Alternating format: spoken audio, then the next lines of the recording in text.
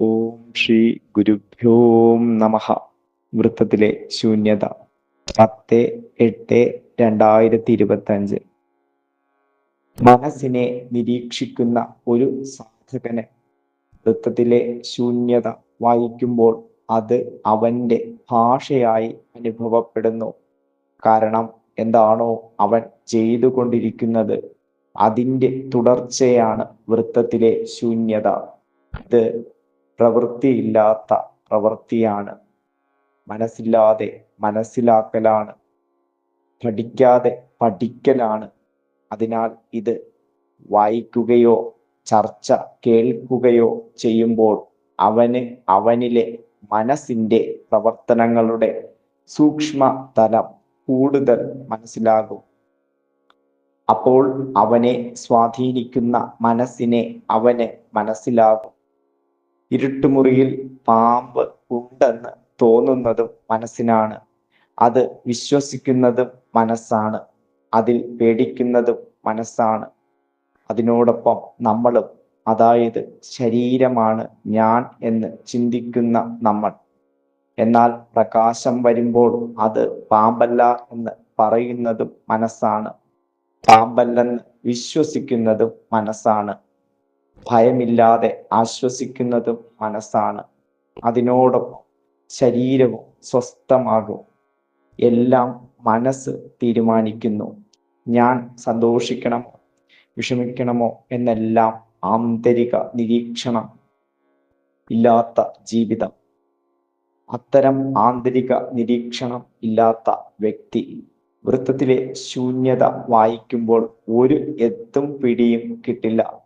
അവർക്ക് ഇത് വളരെ പ്രയാസമായി തോന്നും. മനസ്സിനെ മേയാൻ അനുവദിക്കുന്നവർക്കായിരിക്കും ഈ എഴുത്ത് കുറച്ച് പ്രശ്നങ്ങൾ സൃഷ്ടിക്കുന്നത്. കഴിഞ്ഞ ദിവസം പറഞ്ഞിരുന്നു, നിരീക്ഷകൻ വർത്തമാന കാലത്താണ് നിലനിൽക്കുന്നത് എന്ന്. പക്ഷേ കഴിഞ്ഞുപോയ അനുഭവത്തെ പറ്റി അതായത് അത് നടന്നതിൻ്റെ ഭാവി കാലത്ത് അവൻ ചിന്തിക്കുന്നത് നിരീക്ഷണമല്ലെന്നും വിലയിരുത്തലാണെന്നും നാം മനസ്സിലാക്കി. അപ്പോൾ എന്താണ് കുഴപ്പം? ആ നിമിഷത്തിൽ നിരീക്ഷിക്കുവാൻ നമ്മൾ പരാജിതനാകുന്നു. കാരണം അവിടെ നിരീക്ഷകനല്ലല്ലോ ഉള്ളത്, വിശകലനക്കാരനാണ് ഉള്ളത്. നിരീക്ഷണത്തിൽ നിരീക്ഷണം മാത്രമേ പാടുള്ളൂ. നിരീക്ഷകനെ പാടുള്ളൂ. നിരീക്ഷണം ചെയ്യുമ്പോൾ വിശകലനം ചെയ്യുന്നുവെങ്കിൽ അവിടെ രണ്ടിൽ നിന്നും ഒന്നിനെ എടുക്കുവാനുള്ള ശ്രമം മനസ്സ് നടത്തുന്നു.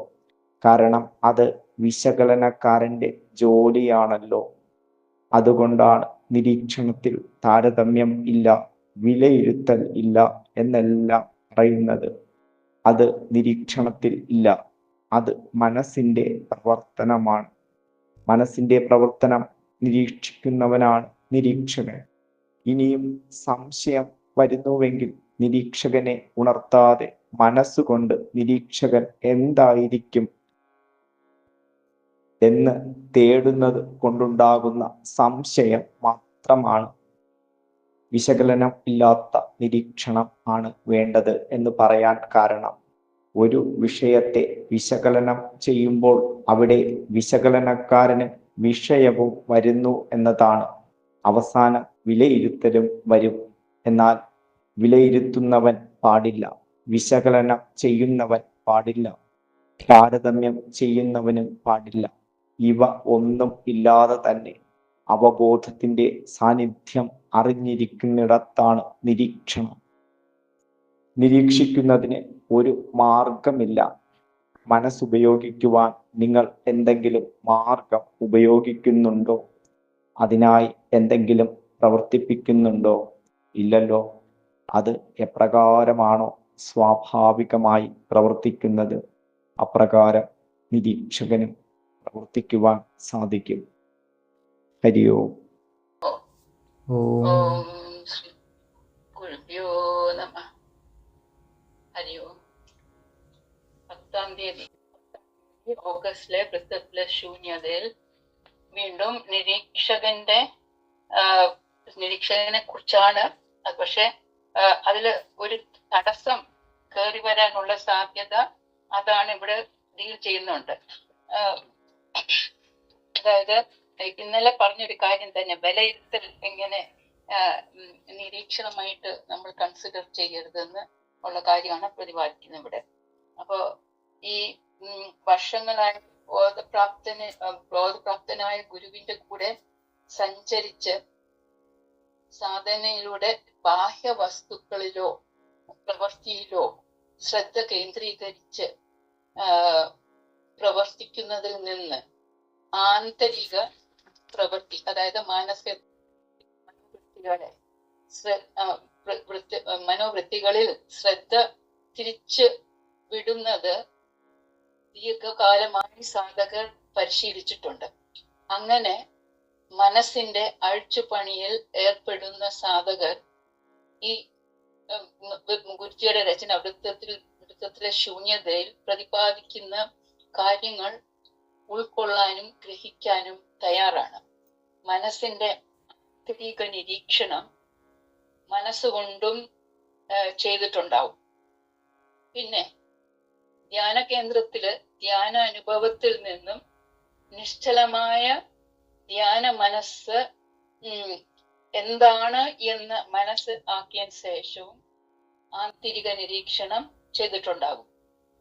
അപ്പോൾ പരിശീലനം വഴി ബോധവികാസം ഉണ്ടായിട്ട് ബോധതലത്തിൽ നിന്നാണ് ഗ്രഹിക്കുന്നതും പഠിക്കുന്നതും പിന്നെ ചർച്ച ചെയ്യുമ്പോൾ മനോവൃത്തികളുടെ സൂക്ഷ്മതലം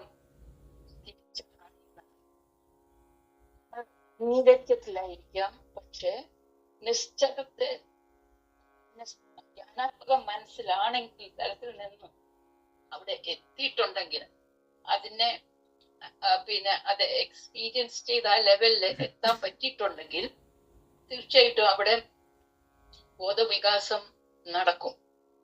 അപ്പോ ആ ഒരു തലത്തിലായിരിക്കും വൃത്തത്തിലെ ശൂന്യതയിലെ കാര്യങ്ങളൊക്കെ ഗ്രഹിക്കുന്നത്.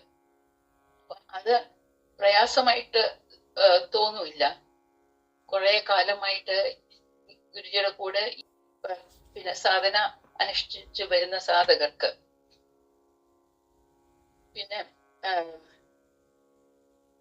ഇതൊക്കെ പ്രയാസമില്ലാതെ നടന്നു പോകും. ഈ ഈ പഠിക്കുന്നതും ഗ്രഹിക്കുന്നതും ഒക്കെ.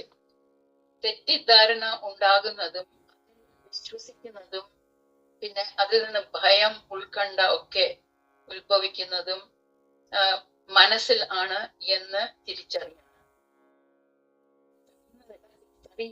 ഈ തലത്തിൽ പോകുമ്പോ തിരിച്ചറിയും. അതിന് ഒപ്പം ബോധവികാസവും ഉണ്ടാകും.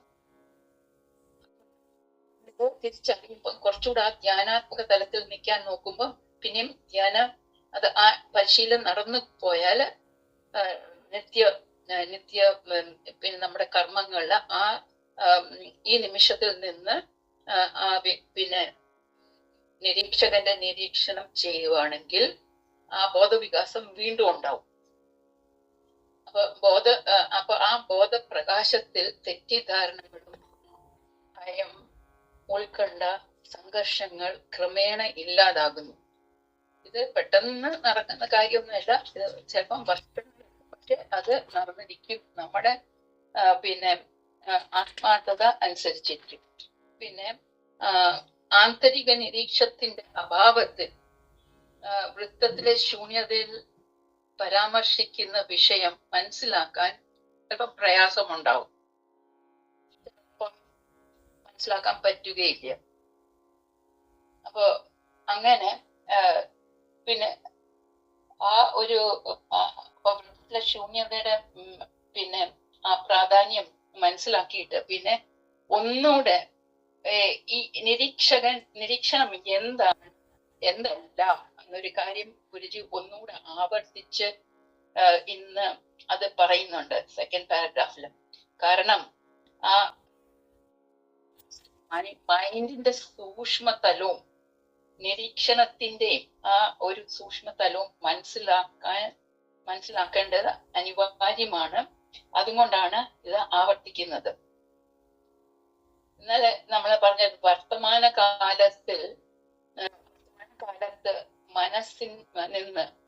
വർത്തമാനകാലത്തിൽ നിന്ന് മനസ്സിന്റെ പ്രവർത്തനം, അതായത് ഈ നിമിഷത്തിൽ തന്നെ നിരീക്ഷകന്റെ നിരീക്ഷണം ചെയ്യാതെ ഭാവി കാലത്ത് ചെയ്താൽ അതിന്റെ അർത്ഥം മനസ്സിന്റെ വിലയിരുത്തൽ ആണ് നടക്കുന്നത്.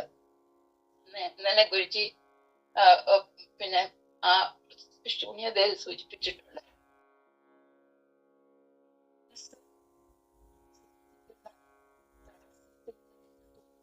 തലത്തിനെ കുറിച്ച് ബോധവാനാകും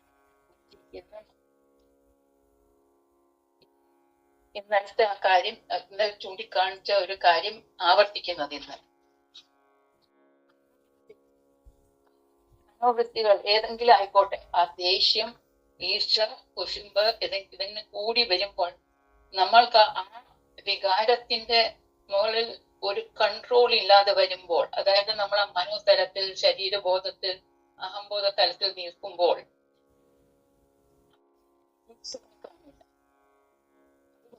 ഈ വികാരം ഉപയോഗിക്കുമ്പോൾ വർത്തമാനകാലത്തിലെ നിരീക്ഷണം ഇല്ലാതെ ഭാവി കാലത്തിൽ അതിനെ നിരീക്ഷിക്കുന്നു എങ്കിൽ അത് മനോതലത്തിൽ ഉള്ള വിലയിരുത്തലാണ്. നിരീക്ഷകന്റെ നിരീക്ഷണം, വിലയിരുത്തൽ, ആ നിരീക്ഷണത്തിൽ വ്യാഖ്യാനമില്ല, താരതമ്യം ചെയ്യുന്നതില്ല. അവിടെ നിസ്സംഗമായ ശാന്തമായ കാണൽ മാത്രമാണ്. ഒരിക്കലും മനസ്സും കൊണ്ട് നിരീക്ഷകന്റെ നിരീക്ഷണം തിരിച്ചറിയാൻ പറ്റില്ല. കാരണം അത് നിശ്ചലമായും നിസ്സംഗമായും സത്തയോട് ചേർന്നതാണ്.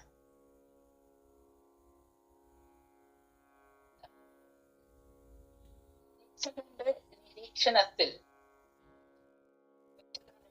വിലയിരുത്തൽ, താരതമ്യം ഇല്ല. അവിടെ ബോധം മാത്രമേ ഉള്ളൂ. എല്ലാം അറിഞ്ഞുകൊണ്ടിരിക്കുന്ന ബോധം മാത്രമേ ഉള്ളൂ. അവിടെ ബോധക്കാഴ്ച മാത്രമേ ഉള്ളൂ. ആ ബോധം ആയിരുന്നു, നമ്മളിപ്പോ ഓർത്ത് നോക്കിയാല് ആ ബോധമായിരുന്നു നമ്മൾ കുഞ്ഞായിരുന്നപ്പോൾ. ഇപ്പോഴും അതേ ബോധം തന്നെയാണ് ഉള്ളത്. ബോധം എന്ന് പറഞ്ഞാൽ ഒരു ഹയർ ലെവൽ ഉണ്ട്, ബോധവികാസം നമ്മൾക്കുണ്ട്. പക്ഷെ സത്തയിലോട്ട് എത്തുമ്പം അത് വികാസം പോലെയല്ല, ഇറ്റ്സ് അവയർനെസ്, ഫുൾ അവയർനെസ് എന്നില്ല, അഖണ്ഡ ബോധം. അപ്പോ അത് അന്നും ഇന്നും നമ്മുടെ ഉള്ളിൽ ഉണ്ട്. അന്ന് മനസ്സും ഉണ്ടായിരുന്നു കുഞ്ഞായിരുന്നപ്പോൾ, പക്ഷെ അതിലൊന്നും നമ്മൾ കുത്തി കേറ്റില്ലായിരുന്നു, അത് കേറ്റാൻ പറ്റൂല്ലായിരുന്നു. പക്ഷെ അത് ഇവിടെ ആ ബോധം അവിടെ പ്രകാശിക്കുന്നുണ്ടായിരുന്നു.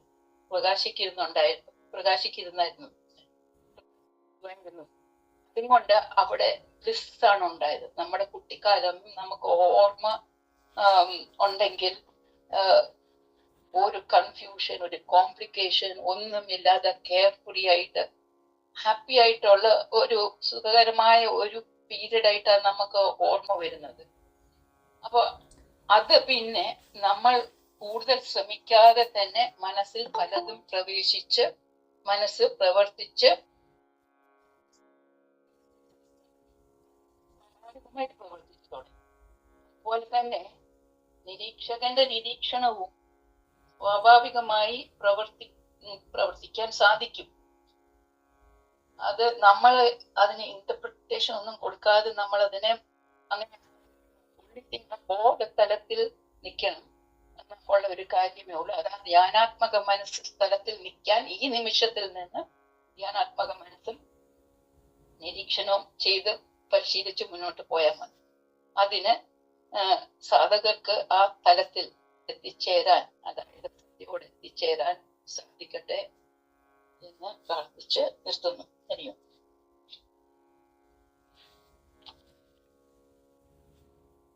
ഹരി ഓം. ഒരു സാധകൻ്റെ പഠനം സ്വാഭാവികതയിൽ നിലനിന്നുകൊണ്ടാണ് ചെയ്യേണ്ടതെന്നാണ് പറയപ്പെടുന്നത്. സ്വാഭാവികതയിൽ നിലനിൽക്കാൻ എന്ത് വേണം? നിരീക്ഷണം വേണം.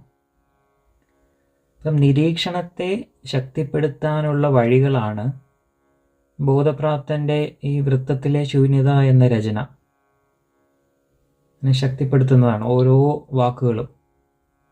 അപ്പം നമ്മുടെ മനസ്സിൻ്റെ വിവിധ പ്രവർത്തനങ്ങളെ നമുക്ക് കാട്ടിത്തരുന്ന ഒരു വഴിവിളക്കാണ് ഈ രചന എന്ന് പറയേണ്ടി വരും. മനസ്സിൻ്റെ ഭാവനകളെയും തെറ്റിദ്ധാരണകളെയും മമതാബന്ധങ്ങളെയും കുറിച്ചെല്ലാം ആന്തരിക നിരീക്ഷണം ചെയ്യുന്ന സാധകൻ നിരീക്ഷിക്കേണ്ട വസ്തുതകളാണ്. അപ്പം അതിനെയെല്ലാം ആഴത്തിൽ മനസ്സിലാക്കാൻ ഉതകുന്ന രീതിയിൽ ഒരു സാധകനെ പ്രാപ്തനാക്കി എടുക്കുകയാണ് ഈ ചർച്ചയിലൂടെ ഗുരു നമ്മളെ കൊണ്ട് ചെയ്യിപ്പിക്കുന്നത്. ഈ ചർച്ചകളെല്ലാം അതിനു വേണ്ടിയിട്ടാണ്. അപ്പം അറിയാതെ അറിയുക, ഒഴുക്കിൽ നിലനിൽക്കുക, നിരീക്ഷകനെ നിലനിർത്തുക. ഇതാണ് നമ്മൾ ഈ ചർച്ചയുടെ ഒരു എൻഡ് റിസൾട്ട് നമ്മളിൽ വരേണ്ടത്. എന്നാൽ നമ്മൾ മനസ്സിനോടൊപ്പം സഞ്ചരിക്കുന്നവർക്ക് വൃത്തത്തിനുള്ളിൽ മാത്രം ജീവിക്കാൻ ഇഷ്ടമുള്ളവർക്ക് വൃത്തത്തെയും കാണാൻ സാധിക്കില്ല, വൃത്തത്തിനുള്ളിൽ ഉള്ളതിനെയും കാണാൻ സാധിക്കില്ല. അതാണ് വ്യത്യാസം. അതുകൊണ്ട് ചിലപ്പോൾ അങ്ങനെ ഉള്ളവർക്ക് ഈ ഒരു രചനയെക്കുറിച്ച് അല്ലെങ്കിൽ രചനയെ ഉൾക്കൊള്ളാൻ ഒരിക്കലും സാധിക്കില്ല. ഇപ്പം മനസ്സെപ്പോഴും കമ്പയർ ചെയ്ത് ചിന്തിക്കും. കാരണം ഭൂതത്തിലും ഭാവിയിലുമാണ് മനസ്സെപ്പോഴും. അപ്പോൾ സ്വാഭാവികമായിട്ടും കമ്പാരിസണും ഇൻ്റർപ്രിട്ടേഷൻസ് ഇതെല്ലാം ഉണ്ടാവും. അപ്പോൾ സാധകൻ ഈ നിമിഷത്തിൽ നിലനിന്നുകൊണ്ട് ഇപ്പോഴത്തെ അവനെ തിരിച്ചറിയുകയാണ് ചെയ്യുന്നത്. അവിടെ നിരീക്ഷകനാണ് അവനെ തിരിച്ചറിയിപ്പിക്കുന്നത്, ഈ നിമിഷത്തിലെ എന്നെ. എന്നാൽ മനസ്സിനോടൊപ്പമാണ് നമ്മൾ നിലനിൽക്കുന്നതെങ്കിലോ അവിടെ നിരീക്ഷണമല്ല. കഴിഞ്ഞ വൃത്തത്തിലെ ശൂന്യതയിൽ പറഞ്ഞ പോലെ വിലയിരുത്തലുകളും താരതമ്യങ്ങളും ചെയ്യുക മാത്രമാണ് ചെയ്യുന്നത്. അവിടെ മൈൻഡ് ഇടപെടുന്നുണ്ട്. ഇപ്പോൾ ഒട്ടലുകളുണ്ടാവും, മമതാബന്ധങ്ങളുണ്ടാവുന്നു. അതിലൂടെ മാത്രമാണ് കാര്യങ്ങളെ നമ്മൾ കാണാൻ ശ്രമിക്കുന്നത്. യഥാർത്ഥ അറിവ് ലഭിക്കുന്നില്ല. നിരീക്ഷകനെ ഉണർത്തിയാൽ മാത്രമേ ഈ തിരിച്ചറിവുകൾ ലഭിക്കുകയുള്ളൂ, സത്തയുടെ അനുഭവം കിട്ടുകയുള്ളൂ. നിരീക്ഷകനോടൊപ്പം സഞ്ചരിക്കുമ്പോൾ അവിടെ തേടലുമില്ല, നേടലുമില്ല, ഒന്നും ഉണ്ടാവില്ല. അവിടെ നിരീക്ഷണം മാത്രമേ ഉണ്ടാവുകയുള്ളൂ. അപ്പം നമുക്കറിയാം, നമ്മുടെ ഭൂമി കറങ്ങുകയാണല്ലോ. അപ്പം സൂര്യൻ ഉൾപ്പെടെയുള്ള ഈ സോളാർ സിസ്റ്റവും കറങ്ങുകയാണ്. എങ്ങനെ കറങ്ങുന്നു? എന്തിൻ്റെ അടിസ്ഥാനത്തിലാണ് അത് സംഭവിക്കുന്നത്? ബോധത്തിൻ്റെ കീഴിലാണെന്ന് ഒരു സംശയമില്ല. ഒരു കോൺഷ്യസ്നെസ് ആണ് ഇതിന് ഈ ഒരു ചലനം അവിടെ സംഭവിക്കുന്നത്. അപ്പം നമ്മൾ നിലനിൽക്കുന്ന ഈ ഭൂമിയും സോളാർ സിസ്റ്റവും ബോധത്തിലാണ് നിലനിൽക്കുന്നത്, പ്രവർത്തിക്കുന്നതെങ്കിൽ നമ്മളിലും ഇതേ പ്രവർത്തനമല്ലേ സംഭവിക്കുന്നത്. ആ ബോധത്തിൻ്റെ അണ്ടറിൽ തന്നെയാണ് നമ്മുടെ ഓരോ ചലനവും നടക്കുന്നത്. പക്ഷേ ഇങ്ങനെയാണെങ്കിലും എന്തുകൊണ്ട് നമ്മൾ അത് തിരിച്ചറിയുന്നില്ല? അതിനെ മറയ്ക്കാൻ നമ്മുടെ അജ്ഞാനത്തിന് സാധിച്ചു, മനസ്സിന് സാധിച്ചു, മായയ്ക്ക് സാധിച്ചു. നമ്മളാണ് എല്ലാം ചെയ്യുന്നത് എന്ന് വീമ്പ് പറയും. ഞാൻ, എൻ്റേത്, എനിക്ക് എന്ന ഈ മിഥ്യാധാരണയിൽ നമ്മൾ അഹങ്കരിക്കുന്നു. നമ്മൾ നമ്മളെ സ്വയം നിരീക്ഷിച്ചറിയാൻ സാധിച്ചാൽ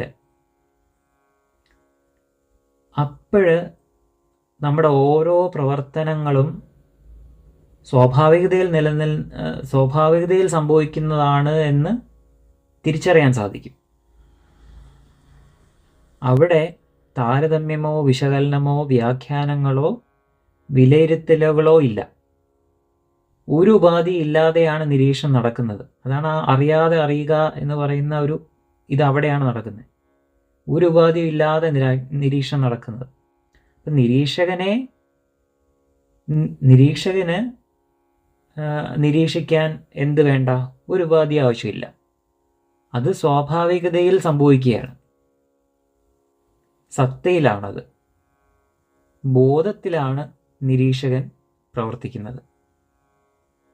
ആ സത്ത അല്ലെങ്കിൽ ആ നിരീക്ഷകനിലൂടെ കടന്നു പോകുമ്പോൾ ഓരോ സാധകനും ആ ബോധത്തിൻ്റെ അണ്ടറിൽ തന്നെയാണ്, ബോധസ്വരൂപനായിട്ട് നിൽക്കുന്ന ആ ഗുരുവിൻ്റെ അണ്ടറിൽ തന്നെയാണ്, സത്തയിൽ തന്നെയാണ് നിലനിന്നുകൊണ്ട് ഓരോ പ്രവർത്തനങ്ങളും ചെയ്യുന്നത്. ഈ ചർച്ച തന്നെ ആ ബോധത്തിൻ്റെ കീഴിൽ നിന്നുകൊണ്ടാണ് സംഭവിക്കുന്നത്. ഹരി ഓം, ഹരി ഓം, ഹരി ഓം.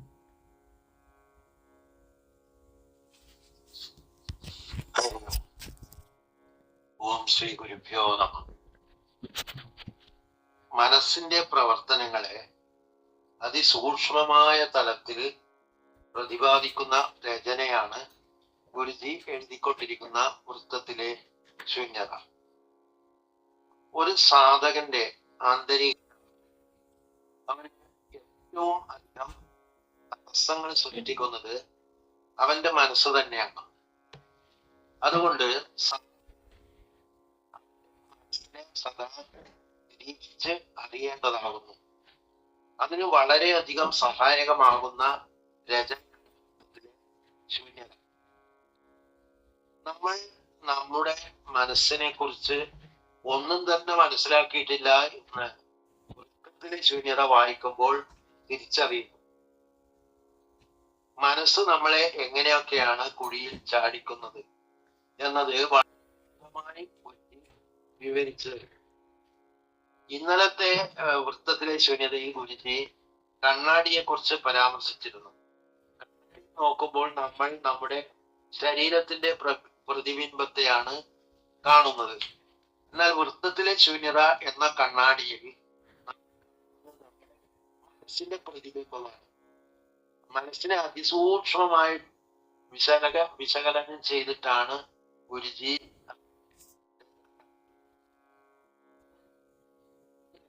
ഓരോ സാധനത്തിന്റെയും മനോബലവും ഭാവങ്ങളും വ്യത്യസ്തമാണ്. അതുകൊണ്ട് തന്നെ വ്യത്യസ്തമായ രീതിയിലായിരിക്കും ഓരോരുത്തരും വൃത്തത്തിലെ ശൂന്യതയെ ഉൾക്കൊള്ളുന്നത്.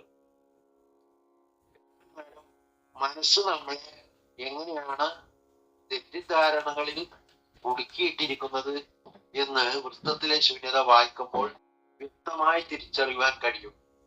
അപ്പോൾ ഒരു മനസ്സിനെ, തന്റെ മനസ്സിന്റെ പ്രവർത്തനങ്ങളെ അറിയുവാൻ താല്പര്യമുള്ള എല്ലാവർക്കും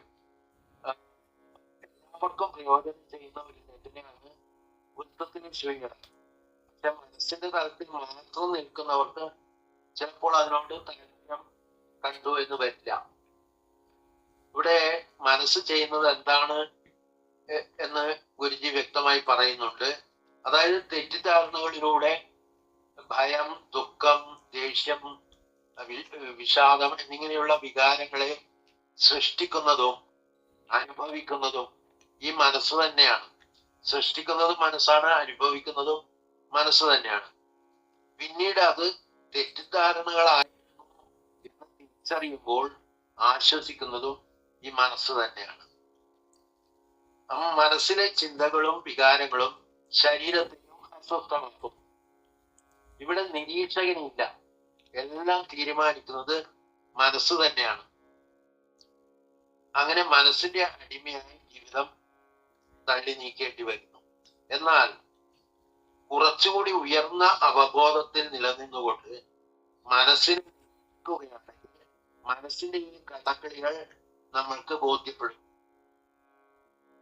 കഴിഞ്ഞ ദിവസത്തെ വൃത്തത്തിലെ ശൂന്യതയിൽ പറഞ്ഞ ഒന്നുകൂടി ഇവിടെ ഓർമ്മിപ്പിക്കുന്നു. അതായത് നിരീക്ഷകൻ വർത്തമാനകാലത്താണ് നിലനിൽക്കുന്നത്. അത് മനസ്സിനെ നിലനിർത്തുവാനുള്ള കഴിവ് നമ്മൾ നേടിയെടുക്കണം.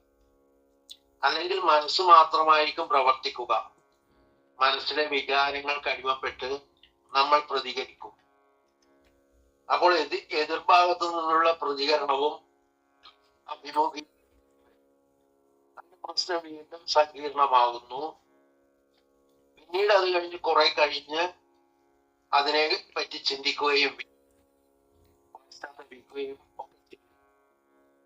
ഇവിടെ എന്താണ് സംഭവിക്കുന്നത് എന്ന് പരിശോധിച്ചാൽ രണ്ട് കാര്യങ്ങൾ വ്യക്തമാകും.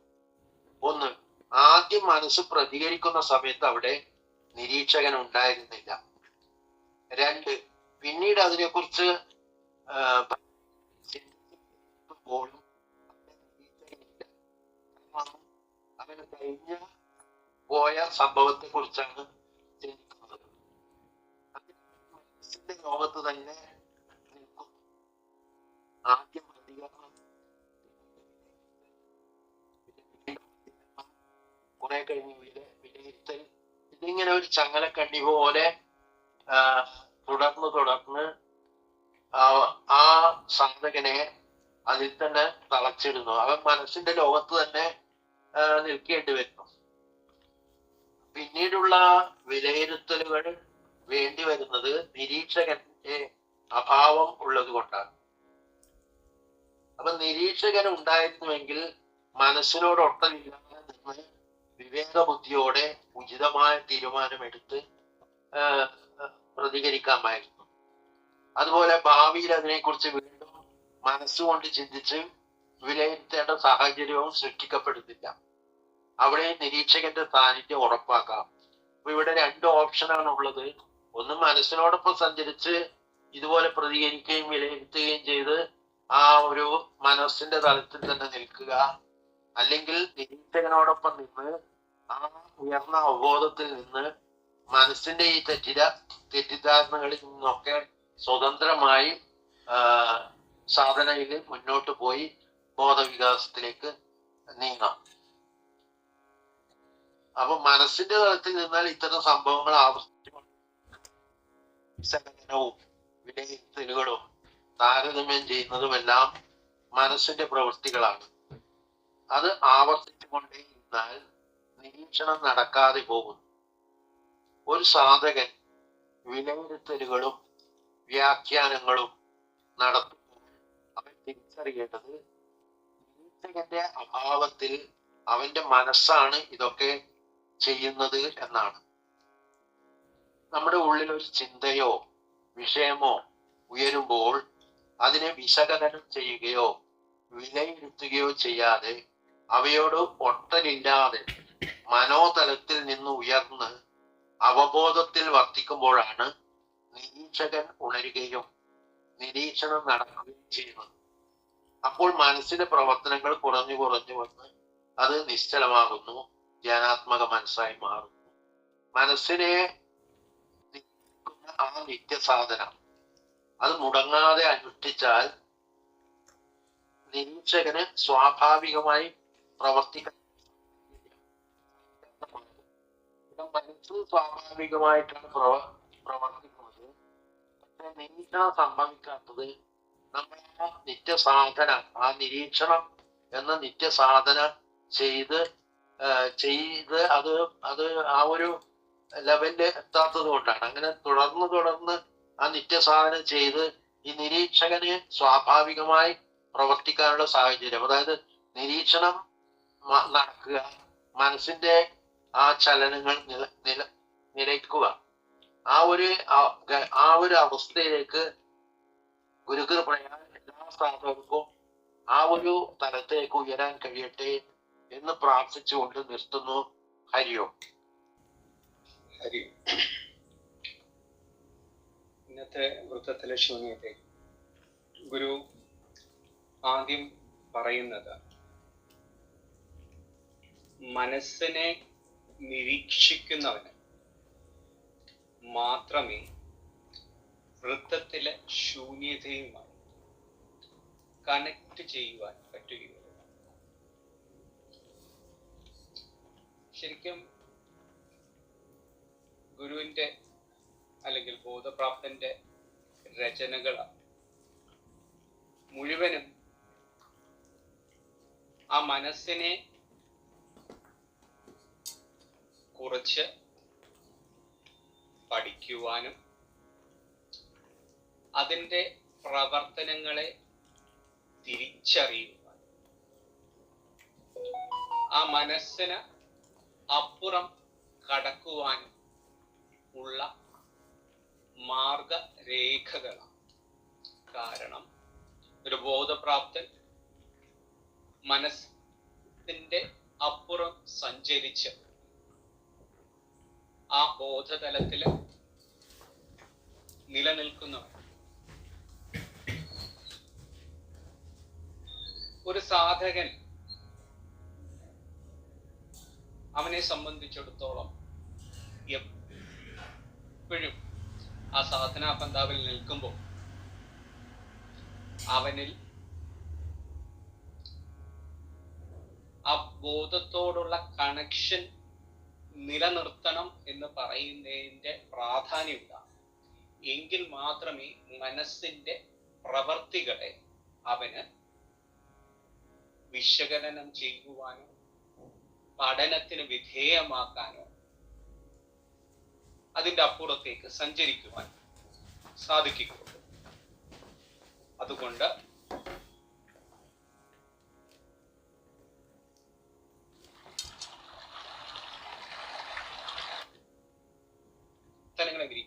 ഈ വൃത്തത്തിലെ ശൂന്യത എന്ന് പറയുന്ന ബോധപ്രാപ്തന്റെ രചന അവന്റെ യാത്രയ്ക്ക് അനിവാര്യമാണ്.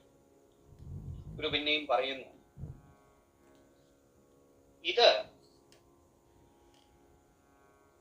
ഈ രചന മനസ്സില്ലാതെ മനസ്സിലാക്കലാണ്. ഇത് എങ്ങനെ സാധിക്കും? നമ്മളൊന്ന് ചിന്തിച്ചു നോക്കാം. മനസ്സ് ഒരിക്കലും തന്റെ പ്രവർത്തനങ്ങളെ നിരീക്ഷിക്കുവാൻ അനുവദിക്കുകയില്ല. അതിനാൽ മനസ്സിനെ കൂട്ടുപിടിച്ച് ഒരിക്കലും നമുക്ക് മനസ്സിനെ നിരീക്ഷിക്കുവാൻ സാധിക്കില്ല. നമ്മളൊരു എക്സാമ്പിൾ എടുത്താൽ, നമ്മളൊരു കൊച്ചുകുട്ടിയെ നമ്മൾ എടുക്കുകയാണെങ്കിൽ അതിനെ മനസ്സായി സങ്കല്പിച്ചാൽ അത് നിരന്തരം, അതിന് ഒരു നിയന്ത്രണവുമില്ല, തോന്നുന്നത് കണക്ക് അത് പ്രവർത്തിച്ചു കൊണ്ടേയിരിക്കും. അങ്ങോട്ട് പോവും, ഇങ്ങോട്ട് വരും, അതെടുക്കും, ഇതെടുക്കും, നിരന്തര റെസ്റ്റ്ലെസ് ആണ്. അപ്പോൾ മാതാപിതാക്കൾ എന്താ ചെയ്യുക? അവിടെ നിരന്തരമായിട്ട്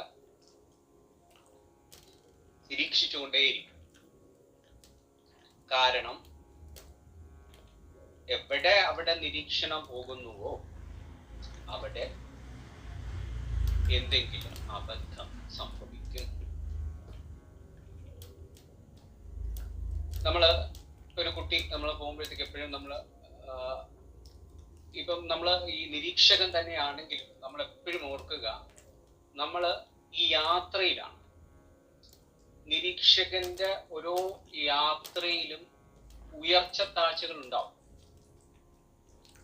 അപ്പോൾ നമ്മൾ ഈ യാത്രയിൽ തന്നെ എപ്പോഴും നമ്മൾ പ്രിക്കോഷൻസും എടുക്കും.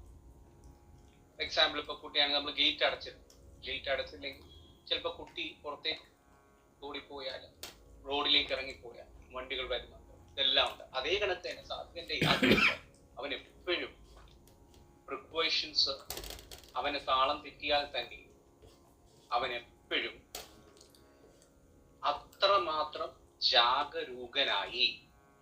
അപ്പോഴെന്താണ്, ആ മനസ്സിന് അപ്പുറം നിന്നുകൊണ്ട് മനസ്സിന്റെ ചലനങ്ങളെ മനസ്സിലാക്കി മനസ്സിന് തടയണ ഇട്ട് നിരന്തരമായി നിരീക്ഷണം ചെയ്ത് എങ്ങനെ പോകാം എന്നതാണ്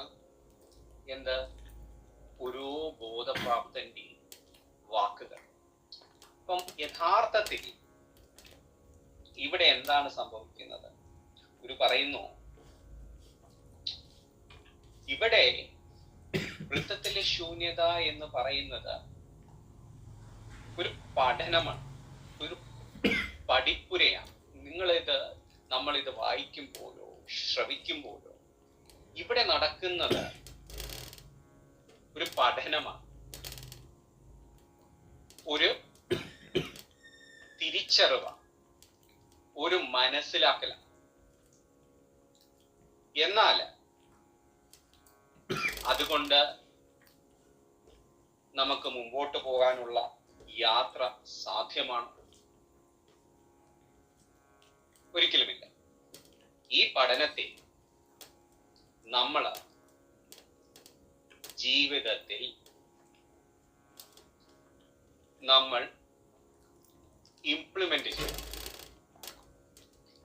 നിത്യജീവിതത്തില് ഈ വൃത്തത്തിലെ ശൂന്യതയിൽ ബോധപ്രാപ്തൻ പറഞ്ഞു തന്നിരിക്കുന്ന ആ സത്യത്തെ, ആ നിരീക്ഷണത്തെ നമ്മൾ ദൈനംദിന ജീവിതത്തിൽ നമുക്ക് ഉപയോഗിക്കുവാൻ കഴിയണം.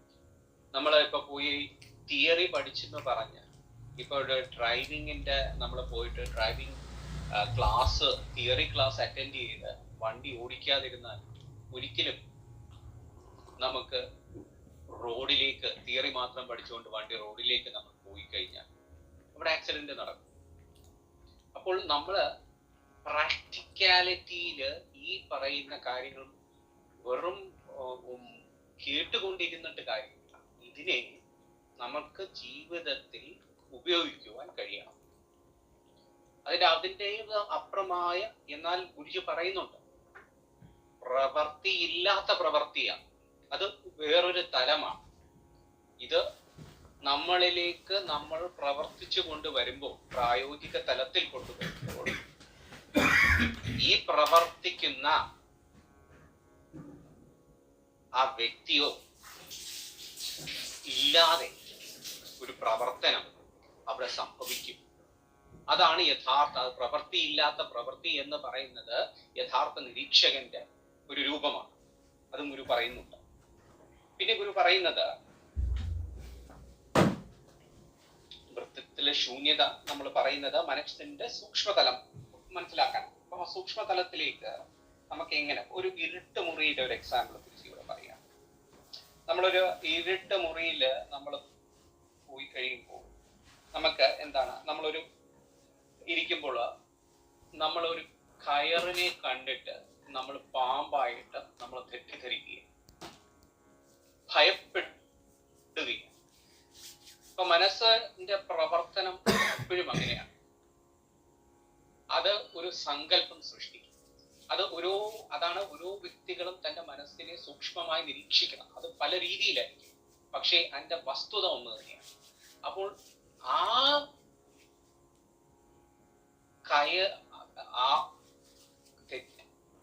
തെറ്റിദ്ധരിക്കുന്ന, അതായത് കയറിനെ പാമ്പായി നമ്മൾ കാണിക്കുന്ന ആ മനസ്സിന്റെ വ്യാഖ്യാനത്തെ നമ്മൾ തിരിച്ചറിയണം. അപ്പോൾ എന്താണ്, വെളിച്ചം വരുമ്പോൾ നമ്മൾ മനസ്സിലാക്കും, ഓ ഇത് ഭയപ്പെടാനൊന്നുമില്ല, എന്താണ്, ഇത് കയറാണ്. എന്നാൽ പിന്നെ എന്ത് സംഭവിക്കുന്നു, വെളിച്ചം പോകുമ്പോൾ ഇരുട്ട് വരും. വീണ്ടും മനസ്സ് അവനില് ഭയപ്പാടുണ്ടാകും. ഇത് പിന്നെയും വെളിച്ചം വരും, ഓ ഇതല്ല എന്ന് നമ്മൾ തിരിച്ചു വരും. ഇതൊരു റിപ്പീറ്റഡ് സൈക്കിളാണ്.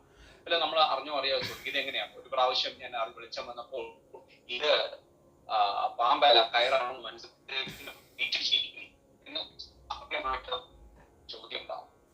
അതില് നമ്മൾ അറിയേണ്ടത്, നമ്മൾ സ്വയം തന്നെ നമ്മളെ നിരീക്ഷിച്ചു നോക്കിയാൽ നമുക്കറിയാം, നമ്മുടെ മനസ്സിന്റെ അല്ലെങ്കിൽ വാസനകളുടെ ആ പ്രവൃത്തി അല്ലെങ്കിൽ അതിന്റെ പ്രവർത്തനം നമ്മൾ നിരീക്ഷിച്ചാൽ പലപ്പോഴും ഇതൊരു റിപ്പീറ്റഡ് സൈക്കിളാണ്.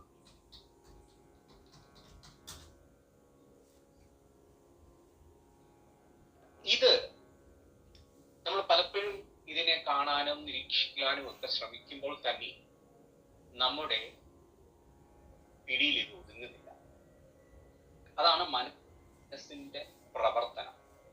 വളരെ സൂക്ഷ്മമായി അത് നമ്മിലേക്ക്, കാരണം അതിന്റെ താല്പര്യങ്ങളെ, കാരണം മനസ്സ് ഒരിക്കലും അടങ്ങില്ല. അതിന്റെ താല്പര്യങ്ങളെ എപ്പോഴും പുഷ് ചെയ്തുകൊണ്ടേ. അപ്പൊ ആ റെപ്പറ്റീഷൻ നമ്മളിലേക്ക് എന്തൊരൂഢമൂഢ എന്ത് വാസന, ദേഷ്യമായാലും എന്തായാലും നമ്മളിൽ എന്താണോ എന്ന് നമ്മൾ സ്വയം വിശകലനം ചെയ്യണം.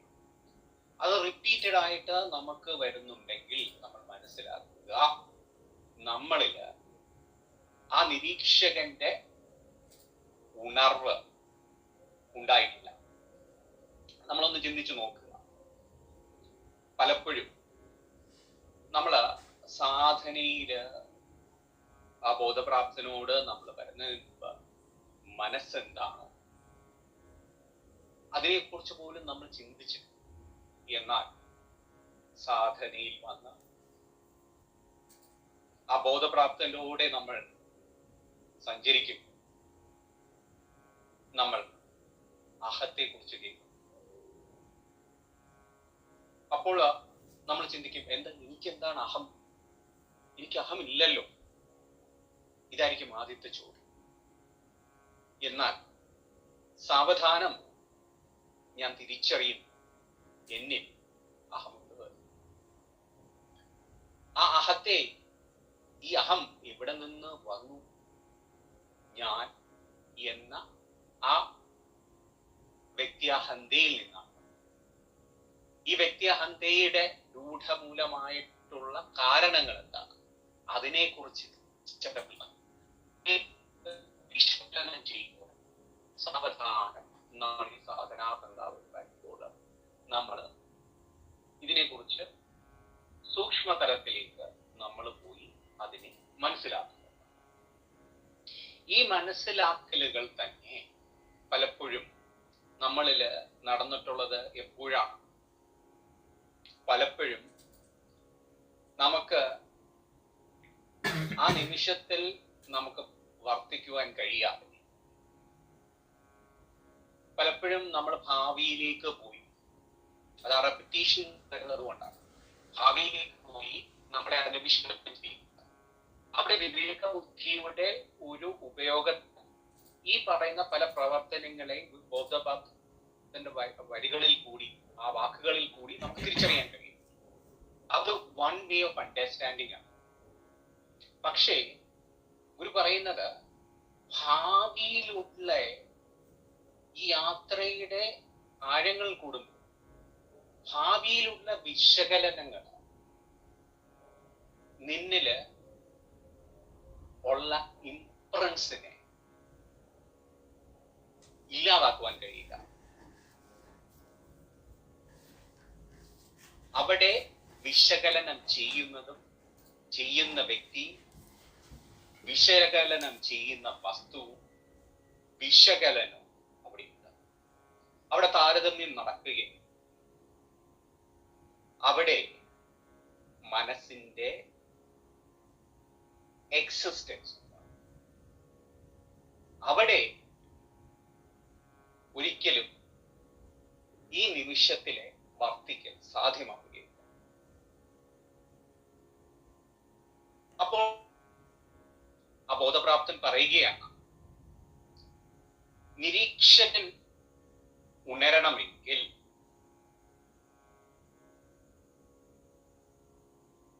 നീ ഭൂതത്തിലോ ഭാവിയിലോ നീ പോയിട്ട് കാര്യമില്ല. ഈ പടിപ്പുര, നിന്റെ അറിവ് ഇത്രയും സഞ്ചരിച്ച് നിനക്ക് മനസ്സിലാക്കിയ തിരിച്ചറിവ് നിനക്ക്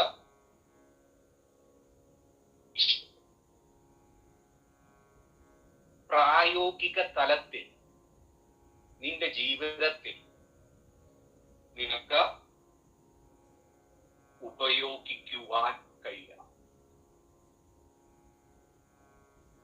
ഇത് ഉപയോഗിക്കുവാൻ കഴിയണമെങ്കിൽ, ഈ നിമിഷത്തിൽ നിന്ന് വർത്തിക്കണമെങ്കിൽ നിനക്ക് ആ ബോധവുമായി, ആ സത്തയുമായിട്ടുള്ള നിരന്തരമായിട്ടുള്ള ആ ബന്ധം നിലനിർത്തണം. എവിടെ ആ ബന്ധം മുറിയുന്നു, അതാണ് ബോധപ്രാപ്തനുമായിട്ടുള്ള ഈ സഞ്ചാരത്തില് ഉള്ള ആ ബന്ധം വളരെ പ്രാധാന്യമാണ്. അതിന് എത്രത്തോളം നമ്മള് മൂല്യം നൽകുന്നുവോ അത് നിന്റെ പ്രവർത്തികളില്ലാതെ നിന്നെ അതിലേക്ക് കൊണ്ടുപോകും. കാരണം ഒരു മനസ്സ് പ്രവർത്തിക്കുന്നതിന് ഒരു മാർഗമില്ല, രൂപരേഖയില്ല. അത് സദാ പ്രവർത്തിച്ചുകൊണ്ടിരിക്കും. എന്നാൽ അതിന്റെ അപ്പുറവും മനസ്സും നിലനിൽക്കുന്ന ആ വൃത്തത്തിന് പുറത്ത് നിന്ന് അതിനെ നിരീക്ഷിക്കുന്ന ആ സത്തയുടെ അസ്തിത്വം ഒന്ന് ആലോചിച്ചു നോക്കും. അതിന്റെ പ്രവൃത്തിയെ നമുക്ക് വിശകലനം ചെയ്യുവാൻ കഴിയും. ആ പ്രവൃത്തിയുടെ കർത്തൃത്വം നമുക്ക് എടുക്കുവാൻ കഴിയുമോ? ഒരിക്കലുമില്ല. ആ തലമാണ് യഥാർത്ഥ വീക്ഷണം. ആ തലമാണ് ബോധപ്രാപ്തന്റെ തലം. അതിലേക്ക് ഓരോ സാധകർ യാത്ര ചെയ്ത് എത്തുവാൻ കഴിയട്ടെ. ഹരി ഓം. ഓം ശ്രീ ഗുരുഭ്യോ നമഃ. വ്രതത്തിലെ ശൂന്യതയെ പറ്റി ഗുരുജി നമുക്ക് ഒന്നുകൂടെ വ്യക്തമാക്കി തരികയാണ്. എന്താണ് വ്രതത്തിലെ ശൂന്യത എന്ന് ഉപയോഗിച്ചാൽ, നമുക്ക് ആന്തരിക യാത്ര നടത്തുന്ന ഒരു വ്യക്തിയെ സംബന്ധിച്ചിടത്തോളം ഒരിക്കലും തിയറിറ്റിക്കലായിട്ടുള്ള ഒരു ഇൻഫർമേഷൻ കിട്ടുകയില്ല. എന്തുകൊണ്ട്? ഓരോരുത്തരുടെയും യാത്ര ഓരോരുത്തരെയും യാത്ര എന്ന് പറയുന്നത് അവരുടെ അനുഭൂതി തലത്തിലൂടെ കടന്നു പോകുമ്പോൾ മാത്രമാണ് അത് ലഭിക്കുന്നത്.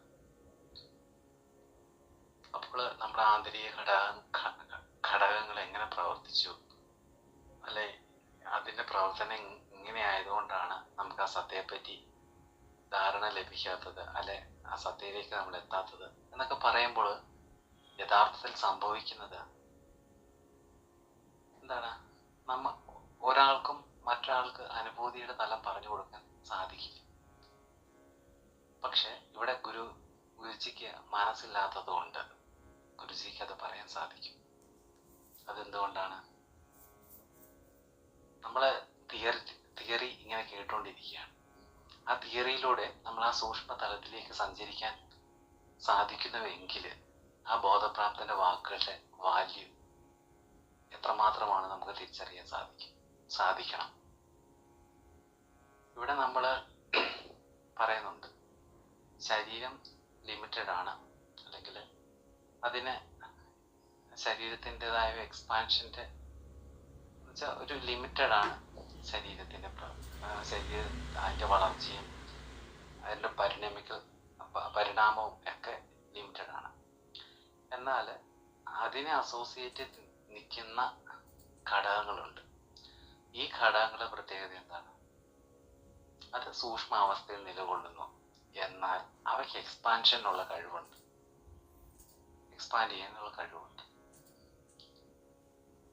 അപ്പൊ ഇവിടെ ഒരു കാര്യം ഞാൻ ശ്രദ്ധിച്ചതെന്ന് വെച്ചാൽ, നമ്മൾ എപ്പോഴും മനസ്സിനെ കുറ്റപ്പെടുത്തിക്കൊണ്ടേയിരിക്കും. മനസ്സിനെ എത്രമാത്രം കുറ്റപ്പെടുത്തേണ്ട ആവശ്യകതയുണ്ടോ? ഇപ്പൊ നമ്മള് ഒരു ഓഡിറ്റോറിയത്തിൽ പ്രോഗ്രാം നടക്കുമ്പോൾ സ്വാഭാവികമായിട്ടും നന്നാവാം, മോശമാവാം. പക്ഷെ ആ ഓഡിറ്റോറിയത്തിന്റെ വേദിക്ക് എന്തെങ്കിലും ഉണ്ടോ? അവിടെ വന്ന് അപ്ലൈ ചെയ്ത് പോകുന്നു. ഇതല്ലേ ശരിക്കും സംഭവിക്കുന്നത്. വാസനകൾ വന്ന് അവിടെ വന്ന് വിളയാടുന്നു. അപ്പൊ ചിലപ്പോൾ ഇതിനെല്ലാം കണക്ട് ചെയ്യപ്പെടുന്നുണ്ടായിരിക്കാം അവിടെ വെച്ചിട്ട്. അതല്ലാതെ മനസ്സ് എന്താണ് ചെയ്യുന്നത്? അപ്പൊ മനസ്സിനെ അത്രമേൽ നമ്മൾ പറയണമെന്ന് ഞാൻ ചിന്തിച്ചു പോവുകയാണ് ശരിക്കും.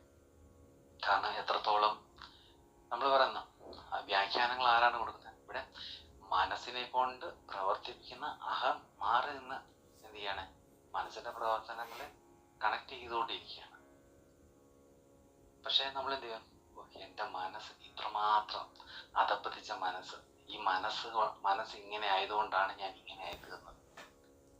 എന്നാൽ ആ ബോധപ്രാപ്തനായ ഗുരുവിന് മനസ്സില്ലാതാണ് പ്രവർത്തിക്കുന്നത് ഓരോ കാര്യങ്ങളും, ഓരോ കർമ്മങ്ങൾ അനുഷ്ഠിക്കുന്നത്. ഇനി സാമിനിയമ്മ പറഞ്ഞ പോലെ ചെറുപ്പത്തിൽ മനസ്സ് അത്രയും വികാസം പ്രാപിച്ചിട്ടില്ല, അല്ലെങ്കിൽ മനസ്സിൽ അത്രയും കള്ളത്തരങ്ങൾ വന്ന് ഭവിച്ചിട്ടില്ല. അപ്പൊ എന്താണോ വന്ന് മറിയുന്നത് അതവിടെ കിടക്കും. അതിന്റെ ഫീഡ്ബാക്കുകളിലൂടെയാണ് പിന്നെ ഓരോന്നും ചെയ്തു പോകുന്നത്. അപ്പോൾ അവിടെ കൊണ്ട് മറിക്കുന്നത് നമ്മൾ തന്നെയാണ്. നമ്മളിൽ ഇപ്പൊ ഇതെല്ലാം കോർഡിനേറ്റ് ചെയ്ത് കണക്ട് ചെയ്ത് ആ സോഫ്റ്റ്വെയറിൽ അപ്ലൈ ചെയ്ത് കണക്ട് ചെയ്യുന്ന കാര്യങ്ങളെല്ലാം മറ്റുള്ളിടത്തുനിന്നുമാണ് നമ്മളിപ്പം ബുദ്ധി വിശകലനത്തിന് വേണ്ടി ഉപയോഗിക്കുന്നത്. ഒരാളെ ഇവാലുവേറ്റ് ചെയ്യാൻ, അവരെ ഒന്ന് വാല്യൂ ചെയ്യാനും ഒക്കെ ബുദ്ധി ഉപയോഗിക്കും. അവിടെ എന്താണ് ഈ മനസ്സിൽ വന്ന് ബുദ്ധി പ്രവർത്തിക്കുകയാണ്. അതേപോലെ ഞാനെന്ന ഭാവത്തോടുകൂടി അഹങ്കാരത്തോടെ ജീവിക്കുന്ന ഒരു വ്യക്തി ആ മനസ്സിൽ വന്നിട്ട് അഹം വന്ന് അപ്ലൈ ചെയ്യാണ്. അപ്പൊ ഇങ്ങനെ പോകുന്ന ഒരു വ്യക്തിയെ സംബന്ധിച്ചിടത്തോളം മനസ്സിനെ സ്വാധീനിക്കാൻ സാധിക്കില്ല എന്ന് വരും. പക്ഷെ ശുദ്ധ മനസ്സ് ഗുരുവാകുന്നു എന്നൊരു വാക്യമുണ്ട്. എങ്ങനെ ശുദ്ധ മനസ്സുണ്ടാക്കാൻ സാധിക്കും? നമ്മൾ ഈ പറഞ്ഞ പോലെ മനോമാലിന്യങ്ങൾ എന്നൊക്കെ പറയും. എന്താ മനസ്സിലടിഞ്ഞുകൂടുന്ന മാലിന്യങ്ങൾ, ഇവയെ നമ്മൾ മാറ്റാൻ ശ്രമിക്കുന്നുണ്ടോ? ഇല്ല. ഓർമ്മകളായാലും ഇതെല്ലാം വന്ന് അവിടെ അപ്ലൈ ചെയ്യപ്പെടുകയാണ്. അപ്പൊ ഇത് അവിടുന്ന് തട്ടി നീക്കാൻ ഒരിക്കലും ശ്രമം നമ്മൾ ചെയ്യുന്നില്ല. അതിന് നിരീക്ഷണം ഉണർന്നാലേ പറ്റുള്ളൂ. മനസ്സിൽ അത് വന്ന ആപ്ലിക്കേഷൻ അത് ശരിയാണോ തെറ്റാണോ എന്ന് അന്നേരം തന്നെ ആൻസർ കൊടുത്തു പോകാൻ സാധിക്കുന്നില്ല. സാധിക്കാത്ത എന്തുകൊണ്ടാണ്? പല ഇന്റർപ്രിട്ടേഷനിലും കിടക്കുകയാണ്. ചിന്തകളിലൂടെ ഉരുത്തിരിഞ്ഞു വരുന്ന ധാരണകളും അതിൽ നിന്ന് വരുന്ന പ്രത്യേക ശാസ്ത്രങ്ങളും വിലയിരുത്തലുകളും കണ്ടെത്തലുകളും ഒക്കെ ഇങ്ങനെ നിൽക്കുകയാണ്. കണ്ണ് കാണുന്നത് എന്താണെന്നുള്ളത് മനസ്സിലെത്തുമ്പോൾ ചിലപ്പോൾ കണ്ണ് കണ്ട വാസ്തവതയിൽ എത്രയോ വ്യത്യസ്തമായിരിക്കും. കാരണം എന്താണ്, ഇവിടെ വരുമ്പോൾ അതിനെ വിലയിരുത്തും. അപ്പൊ ഓരോന്നും ഇങ്ങനെയാണ് സംഭവിച്ചുകൊണ്ടിരിക്കുന്നത്. അപ്പോൾ നമ്മൾ പറയില്ലേ, നമ്മൾ യഥാർത്ഥ വെളിച്ചം വീശുന്നിടം വരെ നമ്മൾ ആ കൂരിരുട്ടിൽ തന്നെയാണ്. കാരണം ആ വെളിച്ചം എത്തുന്നിടം വരെ നമ്മളിലും ആ അജ്ഞതയുടെ തരംഗങ്ങൾ ഇങ്ങനെ വീശിക്കൊണ്ടേയിരിക്കും. എപ്രകാരമാണോ കുളത്തിൽ കലങ്ങിക്കിടക്കുന്ന ജലം തെളിയാൻ ക്ഷമയോടെ കാത്തിരിക്കുന്നത്, അതുപോലെ നമ്മൾ കാത്തിരിക്കേണ്ടി വരും. അത് ആ നിരീക്ഷകനെ കണ്ടെത്തുന്ന വരെ ക്ഷമയോടുകൂടി നമ്മൾ ഇരിക്കും. അപ്പോൾ മാത്രമേ ആ കുളത്തിന്റെ അടിത്തട്ട് നമുക്ക് കാണാൻ സാധിക്കുള്ളൂ. അപ്പോൾ ഇങ്ങനെ മുന്നോട്ട് പോകുന്ന ഒരു വ്യക്തിയെ സംബന്ധിച്ചിടത്തോളം വൈകാരികമായ ഭാവങ്ങൾ വരുന്നത് പോലെ അത് എത്രത്തോളം ആണ് നിലകൊള്ളുന്നത്, ആ ദേഷ്യത്തിനപ്പുറം ഉള്ള ഒരവസ്ഥയുണ്ട്. പക്ഷെ അതിലേക്ക് എത്താൻ ശ്രമിക്കുന്നില്ല. പിന്നെ സന്തോഷത്തിന് അപ്പുറം സങ്കടം എന്ന് പറയുന്ന ഒരവസ്ഥയുണ്ട്. പക്ഷെ സന്തോഷത്തിൽ തന്നെ നിലകൊള്ളാൻ ആഗ്രഹിക്കുന്നു. സങ്കടം വരാൻ ആരും ആഗ്രഹിക്കില്ല. സങ്കടം വന്നാൽ എന്താണ്, നമ്മൾ ആകെപ്പാടെ തകർന്നു പോകും.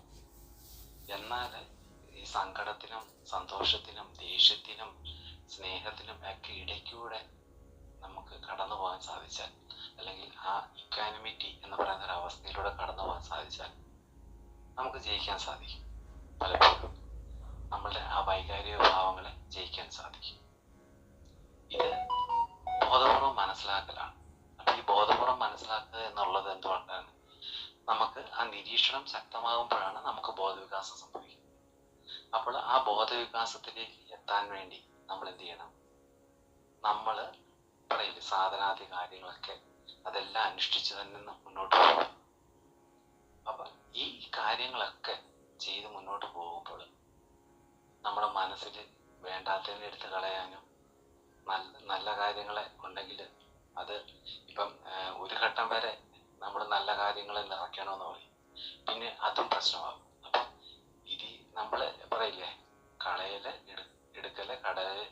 കാരണം എപ്രകാരമാണോ ഒരു തൈര് കടഞ്ഞ് വെണ്ണ എടുക്കുന്നത്, അതുപോലെ നമ്മൾ കടച്ചിലുണ്ടാവണം. അത് മനസ്സിലിട്ടാണ് കടയുന്നത്. അപ്പൊ അത് മനസ്സിലാക്കി മുന്നോട്ട് പോകുന്നത്. ഇതാണ് ഒരു സാധകൻ ചെയ്യേണ്ട അവൻ്റെ പ്രൈമറി ഡ്യൂട്ടീസിൽ വരുന്ന കാര്യം. അപ്പം ഇത് മനസ്സിലാക്കി മുന്നോട്ട് പോകാൻ എല്ലാവർക്കും സാധിക്കട്ടെ. അതിന് അനുഗ്രഹിക്കാൻ ആത്മാർത്ഥമായി ആഗ്രഹിച്ചുകൊണ്ട് ഹരി.